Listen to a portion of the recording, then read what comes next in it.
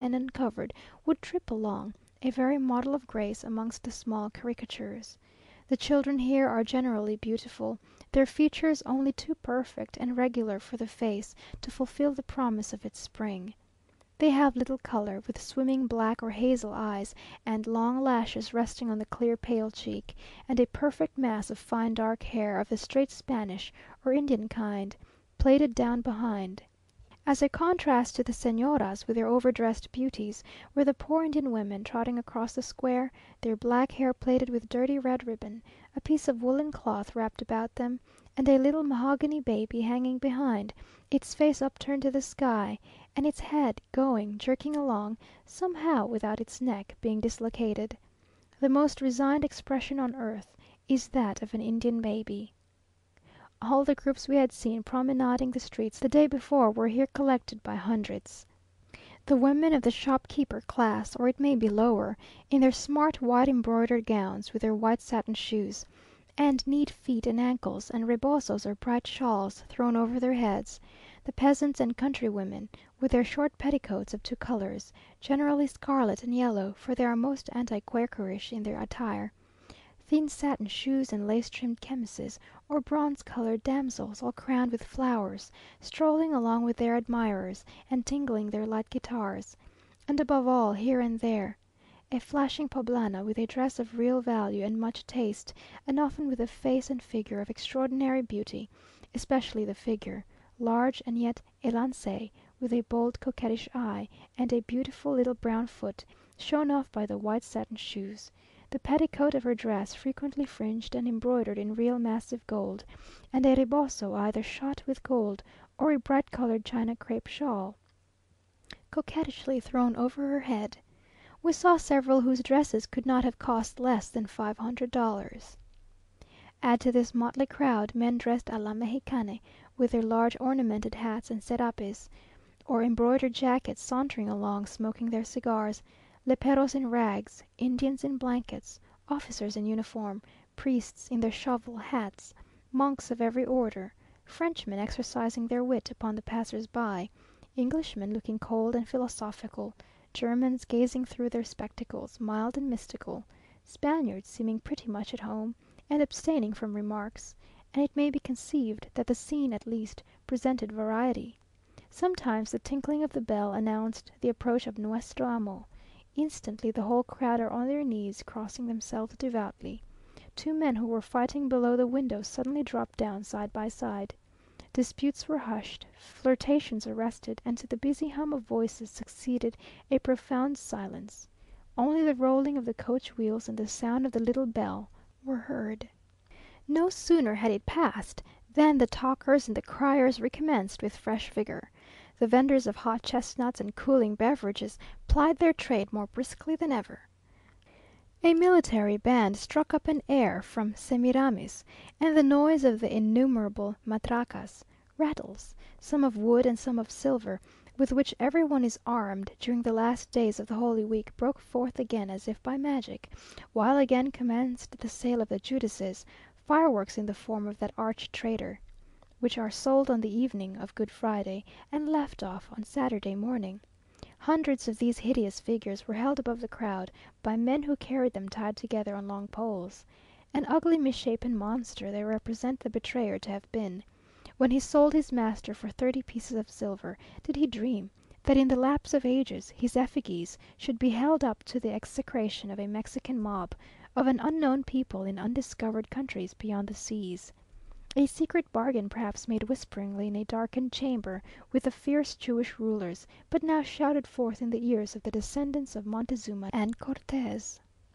But the sound of a distant hymn rose on the air, and shortly after there appeared, advancing towards the square, a long and pompous retinue of mitred priests, with banners and crucifixes and gorgeous imagery, conducting a procession in which figures representing scenes concerning the death of our Saviour were carried by on platforms as they were the preceding evening. There was the Virgin in mourning at the foot of the cross, the Virgin in glory, and more saints and more angels, Saint Michael and the Dragon, etc., etc. A glittering and innumerable train. Not a sound was heard as the figures were carried slowly onwards in their splendid robes, lighted by thousands of tapers, which mingled their unnatural glare with the fading light of day. As the Miserere was to be performed in the cathedral late in the evening, we went there, though with small hopes of making our way through the tremendous crowd. Having at length been admitted through a private entrance (per favor), we made our way into the body of the church, but the crowd was so intolerable that we thought of abandoning our position, when we were seen and recognized by some of the priests, and conducted to a railed off enclosure near the shrine of the Virgin, with the luxury of a Turkey carpet. Here, separated from the crowd, we sat down in peace on the ground. The gentlemen were accommodated with high backed chairs, besides some ecclesiastics, for men may sit on chairs or benches in church, but women must kneel or sit on the ground. Why? Quien sabe? Who knows? Is all the satisfaction I have ever obtained on that point. A lonely walk. The music began with a crash that wakened me out of an agreeable slumber into which I had gradually fallen. And such discordance of instruments and voices, such confusion worse confounded, such inharmonious harmony, never before deafened mortal ears. The very spheres seemed out of tune, and rolling and crashing over each other. I could have cried "Miserere!" with the loudest, and in the midst of all the undrilled band was a music master, with violin stick uplifted, rushing desperately from one to the other, in vain endeavouring to keep time, and frightened at the clamour he himself had been instrumental in raising, like Phaeton entrusted with his unmanageable coursers. The noise was so great as to be really alarming, and the heat was severe in proportion. The calm face of the Virgin seemed to look reproachfully down. We were thankful when, at the conclusion of this stormy appeal for mercy, we were able to make our way into the fresh air and soft moonlight, through the confusion and squeezing at the doors, where it was rumoured that a soldier had killed a baby with his bayonet. A bad place for poor little babies, decidedly. Outside in the square it was cool and agreeable. A military band was playing airs from Norma, and the womankind were sitting on the stones of the railing, or wandering about and finishing their day's work by a quiet flirtation au clair de la lune.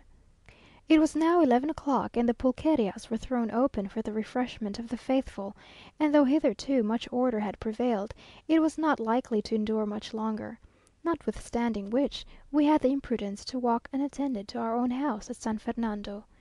In the centre of the city there seemed no danger. People were still walking, and a few still drinking, at the lighted booths; but when arrived at the lower part of the Alameda, all was still, and as we walked outside, under the long shadows of the trees, I expected every moment to be attacked, and wished we were anywhere, even on the silvery top of Popocatepetl. We passed several crowded pulquerias, where some were drinking and others drunk.